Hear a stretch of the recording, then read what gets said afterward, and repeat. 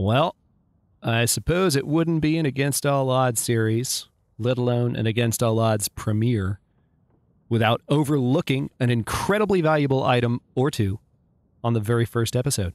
So, let's double back and get a revolver. The one I managed to miss in the new barn. Might make a few key stops along the way. Where, you ask? Stay tuned. Find out. Hey there, Legion. It's Hadrian. Thank you for being here. Let's play some more of the Long Dark in our Against All Odds series. Now, we are pretty tired at the moment, so we really shouldn't go pretty much anywhere right now. So I guess what I will do is take another look at my clothing situation as I kick things off. Yay, anticlimactic openings. We are going places, but then I remembered what time of day it was. So let's see. I can totally harvest this pair of socks. That is the one I'm not wearing, right? Yep, harvest.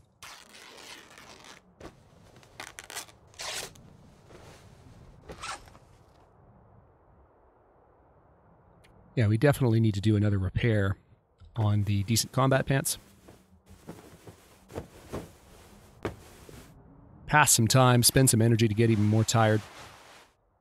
That'll get us ready for the evening. We do have plenty of food, so I'm not worried about food or drink at the moment. We have some exploration ahead of us, really. I would like, since Pleasant Valley's being pretty nice so far, while it's being nice and while we're early in the game and the weather's not too crazy, I would like to get some exploration done. So I guess I'll sleep in this bed in just a moment. Let's take another look, though, at what else I can repair.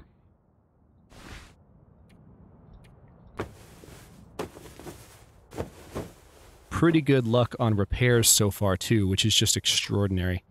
But, I mean, I can't complain. It's awesome. I will have to keep an... Oh, okay. See? See? Why did I open my big, stupid mouth? Shouldn't have said anything. How many times have we learned that lesson and then immediately disavowed it by proclaiming that we're not superstitious? Ah. Ha-ha. Long-time viewers report in. Give me the stats. All right, so, tell you what. Let's go ahead and drink this, not just any grape soda. And also eat this stale chocolate bar before its condition worsens too much more. Wouldn't that suck if that gave me food poisoning? I'd be so pissed. Sounds like the weather is not too friendly outside. So here's what we're going to do. Accidental dwarf impression? As in Tim Conway dwarf? Maybe. But not too bad. I haven't watched that in forever. Anyway, sorry. Let's sleep for 11 hours. We are fully hydrated. That's going to burn off most of our calories, but we'll also rest up pretty much completely. Yep. Oh, hey, what's up, Pleasant Valley? Who's surprised? All right, well, I'm also going to go ahead and eat this banged up condensed milk. Number one, because it's hungry, or because it's heavy. Yes, the condensed milk is heavy. But also, just because it's low condition, and I need to get rid of it for that reason. So, while we are stuck indoors and it's not quite light outside, hang on, we might sleep for a little while longer. Hold that thought. I do have something I want to talk about while this blizzard is raging. I'm hoping that it doesn't rage for too long, but let's sleep for... I'm only going to get like an hour of sleep, maybe 2, 1.5, 2.25, I don't know. Woke up fully rested. Okay, the sun is rising. I'm starting to see a little bit of light in here, but the blizzard is still going out there. Let's go ahead and spend our time repairing. Main objective right now is just to pass some time.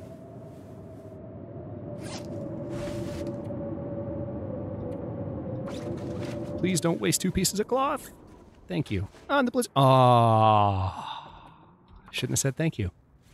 It was good. It was fine. All right, that's better. All right, so blizzard's gone. I wanted to touch on something really quickly before I suppose I can start walking while I talk about this. Let's see, what else can I chow on? I've got my, I've got a couple of very nice items. They're heavy, but having that military grade MRE, and I mean, can we all just agree that peanut butter in the Long Dark is pretty much a poor man's MRE? I mean, really, it's the same weight. It's a huge caloric boost. I don't think it replenishes thirst the way that MRE does. I will say that. But we have both of those, and that's quite nice. So let's... I might pick up some cattails along the way. So what I want to talk about as I open this episode, there was a great question that came up, I think, on episode 1. And it's something that I meant to talk about. We're going to double back here because apparently there's a container that I missed. And we're also going to go down to the shed down there, as I mentioned the last episode. We have a few places to look around here before I strike out and visit. Go get that revolver and visit other places. But, okay, so container. Supposedly there's a box in here. No, that's a crate. Funny thing is, I have explored this area before, so... No. No. Where is there... Maybe there's a container in here? That I overlooked? Maybe? Oh, yep. I see it. My bad. How did I miss that? Supply bin. Okay, nothing there. So, a question that came up while I was... or while people were watching episode 1, and this is something that I meant to talk about while going over my settings for the series, and just because it was due to a setting that didn't change, it didn't pull my attention while I was just doing my initial commentary. I hadn't made a note of it specifically, so I just forgot. So a few of you noted, or one of you noted, and then there were some likes to the comment, that I didn't change the world getting colder over time in Against All Odds Season 6, despite the fact that in Season 5, things got really cold, especially in Pleasant Valley, and it really kind of limited my mobility. And so somebody asked, what's up with that? Why didn't you change that? Well, you have to think about it in terms of, there's a couple of answers. You have to think about it in terms of the different ways that you can approach the problem we were experiencing. Yes, the world was cold, and that was causing me not to be able to get far because I couldn't recover enough condition in the amount of time, that I had to just get places. But you can affect that by changing the rate at which you recover condition, which I did do. The amount at which the amount of condition that we recover from sleep is better in this series by one setting. There's also the passive condition recovery, which I didn't change. And so there's really 3 settings, arguably more, but if you want to just talk about condition recovery as the other element of the world being cold, like that's kind of like the yin and the yang, the other side of the coin. I did, in fact, address that by improving the recovery settings, because if I can recover more health, that gives me the ability to walk out in the cold for longer and still accomplish what I would like to accomplish. Hey, stump remover. An herbicide. This chemical can also be used to craft gunpowder because it has potassium nitrate. So, hey, sewing kit. Nice. So yeah, the other thing, by the way, is that I did actually experiment with lowering that setting. Kind of the secondary answer is that I did experiment with lowering the setting. And apart from what I just mentioned and the fact that I did address it by... Okay, good. Frontier Shooting Guide. That I did address it by improving the passive condition recovery. Or not passive, but the condition recovery while sleeping. Honestly, the next level up in the setting was like a cakewalk. It made it too pleasant, too nice. I didn't particularly like how much easier it felt just to change the setting by 1 degree. So, good question, and I should have mentioned that in the opening of episode 1 when we were talking about the settings, but I forgot. Went over the rest of the stuff, I think, though. All right, nothing there. Nothing here, nothing here. You guys are going to laugh at me for saying this, but I'll just be honest. What's hilarious to me about the fact that I overlooked this revolver in... Whoa! Hello, crappy weather. Where did you come from? It's like we're in Pleasant Valley or something. The funny thing about the fact that I overlooked that revolver is that... man, look at this weather right now. This is nuts.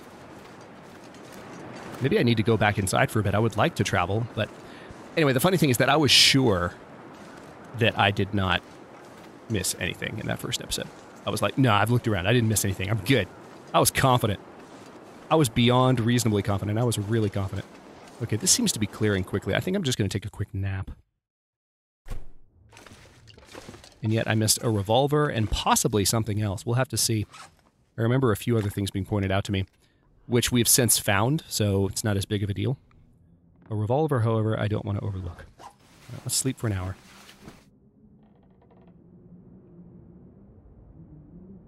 PV's gonna PV.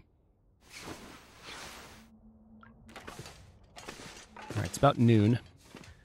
I suppose I should go ahead and eat something. So I'll eat this stale granola bar that I found in the shop. Part of me is tempted to go ahead and eat the peanut butter, just because it is heavy. You know, give me a lot of caloric value. But that's better. Thank you, Pleasant Valley, you jerk. Alright. So yes, I know there are a few other houses that way, but the other thing that's that way is a wolf. And where we're going, like I said, we're going to make a few special stops along the way here. Where we're going, I'm not particularly confident that we're going to be able to avoid encounters with additional wildlife. So I'm just going to relax.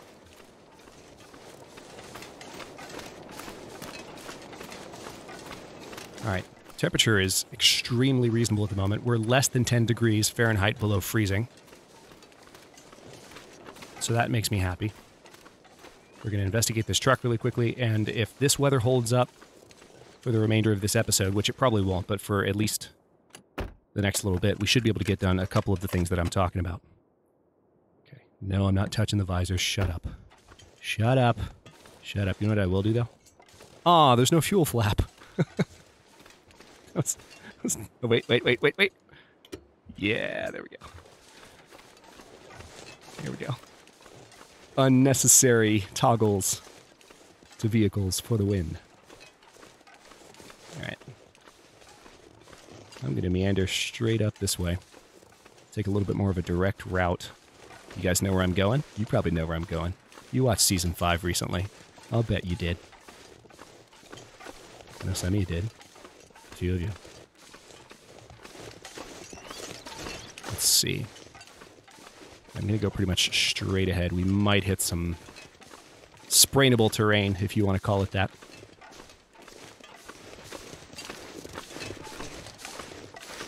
But I don't care. Yeah. Temperature gained another degree, so right now we are in good shape. For those of you marveling at how good of a start this is, let me just reiterate that on these settings in Pleasant Valley, I haven't had this kind of loot in quite a while, so this really is an uncommonly good start, I have to say. Alright, we might sprain going up this steep slope, but hang on, let me try and avoid it.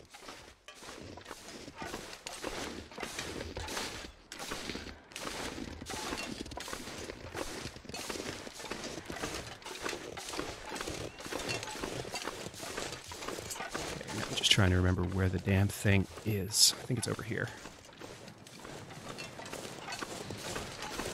But I am entirely confident, based on the current mechanics of the game and how things tend to go in the long dark, that the game will find a way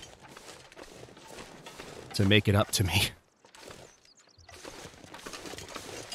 That's a moose. Or not a moose, that's a deer. Not a moose. Definitely deer. Okay. I'm pretty sure that's where the supply cache would be if it was here. So let's just keep walking this away. I'm fairly certain we did not see it there. Now, yeah, but I'm confident that the game's going to find some way, especially with the weather being this nice right now. Whether it's Pleasant Valley or the game in general, it'll find some way to roll the dice back against me if it's going to give me this hard of a start. Now, am I saying that there are literally mechanics in place to rubber band, if you want to use that term, in that way, where if things go really well, the game tries to counterbalance? No, I'm not saying that it will literally calculate how to crush me into the ground because of this incredibly good start. But I just think that odds being as they are, the way that long-term playthroughs of Against All Odds on high difficulty, or of the Long Dark and Against All Odds on high difficulty tend to go, I think that what's likely to happen is whatever pleasantness we're experiencing now, the game will take its vengeance later. So I'm choosing not to be too... It's weird to feel like I should be disappointed maybe by a really good start, you know? But these series are based to a degree on the challenge and on things being kind of intense. So especially when you're in a zone like Pleasant Valley and it's this good. See, I'm talking about it too, so in theory, because we're totally not superstitious, in theory, that's just going to make it worse. Right, hang on, let me get my bearings.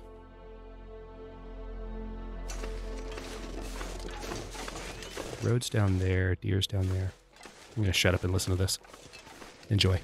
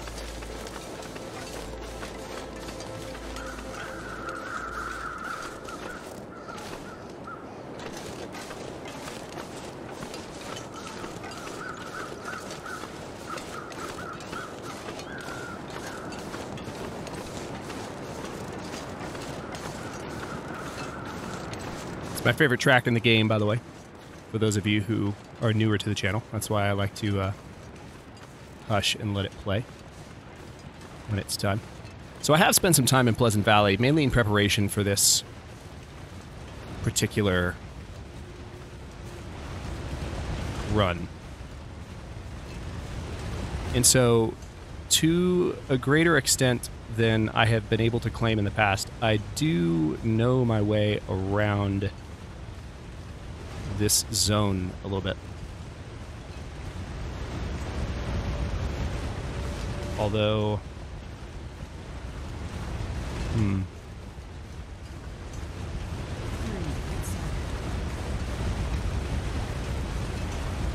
gonna cross here.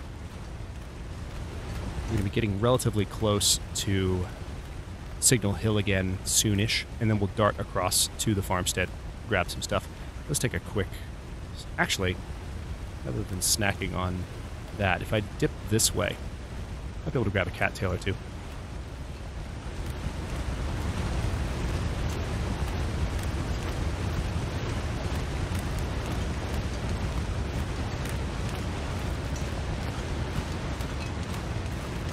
So I've spent some time, and I know a little bit more about the prepper cache locations in Pleasant Valley. Not quite as well as I know the routes in, say, Mystery Lake. I can't like, walk straight up to where all of them might be, like I can in Mystery Lake, but I know more now than I have in the past. It's not quite working out for me at present because the terrain is throwing me, but...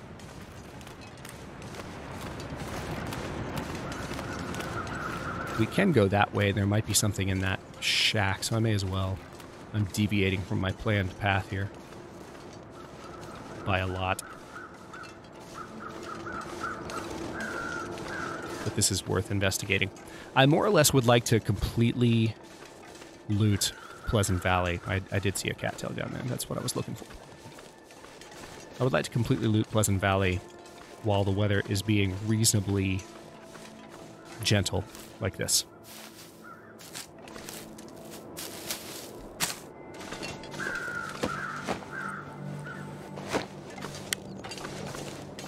Hey! How about that? Alright, so now we are officially carrying a little bit more than we can afford to. Alright. I guess I will go down to the creek side here and snack on a cattail or 2 or 3. Depending on how many there are. Nope, you can't. Maybe later. Nice. 4. Very nice indeed.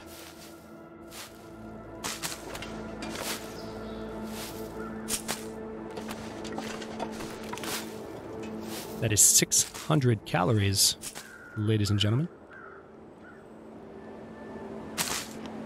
So we can craft multiples of the same item now, but we can't eat multiples of the same item because Doritos have not yet been implemented in the Long Dark, sadly.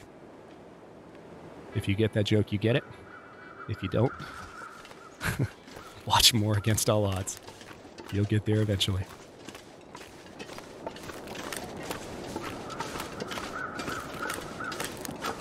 We don't have that many inside jokes, do we? Only a few. Definitely none to do with my overlooking anything. Okay. So we're closing in on Signal Hill. Weather's still being pretty nice to us. Thankfully. Which is appreciated, of course.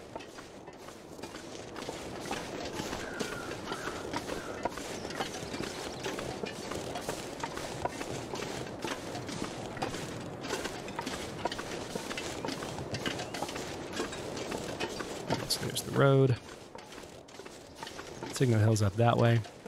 Okay, yeah, there we go. Got my bearings. I was like, wait a minute. The thing about Pleasant Valley is that as compared to the way Mystery Lake is designed as a zone, we're not going to go all the way back up to the Signal Hill, don't worry. There's just something that I passed when I was up here that I shouldn't have passed. I thought about it later. I was like, oh, crap. I walked right by that potential cache location. So we're going to dip up here and dip back across to the farmstead, grab that revolver, and then we'll use the farmstead as a base of operations to investigate some of the other prepper cache locations. That's my plan for the next little bit. See just how good we can get it with regard to this zone. But yeah, one of the things that's different about the way that Pleasant Valley is designed as compared to, say, Mystery Lake is that Mystery Lake is a smaller zone in general.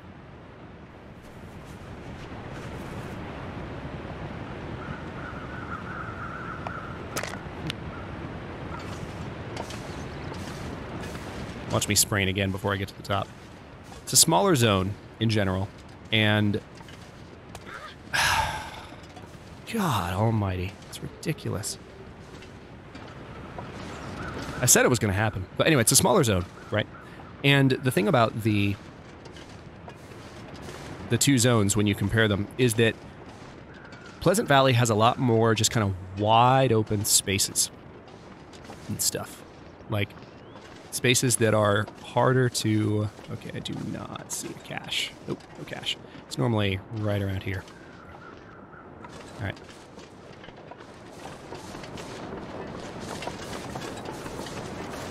I'm going to try to just let the sprain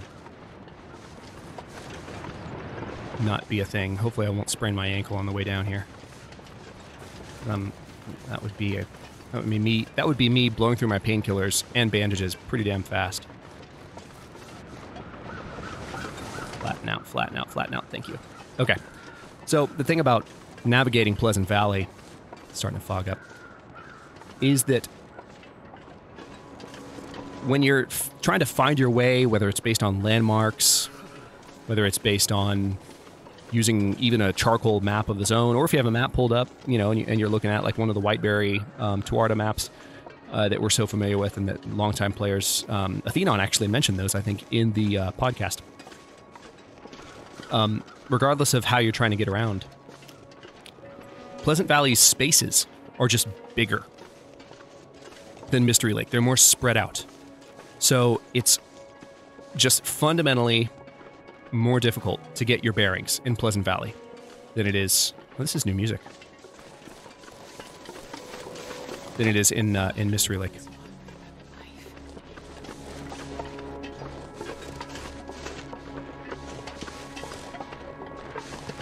Let's go get that revolver, shall we?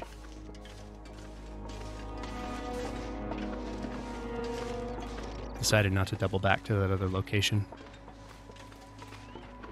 There is one more thing I want to check in here too, based on some comments that I saw.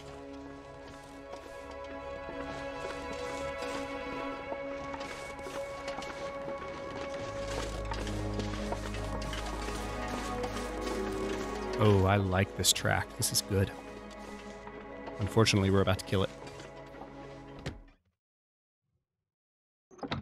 Because we have more important matters to attend to. Specifically, where are you, you little bastard?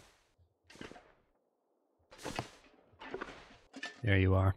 I mean, I hope it's understandable how I managed to overlook that. But something else.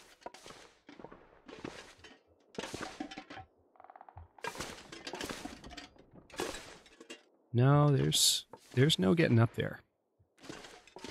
Or is there? Wait. Hold on. Oh my god, I've never seen this before. This is completely new. Oh, thank you to like the one or two people. I think it was actually during the premiere of that first episode. You know, someone said, don't forget to go upstairs. And I had never seen those planks. They look like a kind of ray of light almost. You don't necessarily see them as clearly as you should. But there is totally more going on up here. And I am so glad you mentioned that because I legit did not know. And I thought you might have been pulling my leg. I'm not going to lie. Because when I first came in here in story mode, I was like, it would be cool if I could get up to that top area. But didn't think you actually could. Turns out you can, although it doesn't appear there's anything useful here, sadly. Let me make absolutely sure of that. No other revolvers or rifles hiding in the hay. No, I don't see anything. Okay, well, that's where we came up. So it's kind of a roundabout route. It's not quite dark yet. I could, next episode, this same day, while the weather's decent, I might be able to go check one of the other prepper cache locations if... I mean, it was getting foggy, that's the only thing. If I can keep visibility and avoid the wildlife. I mean, I have a revolver now.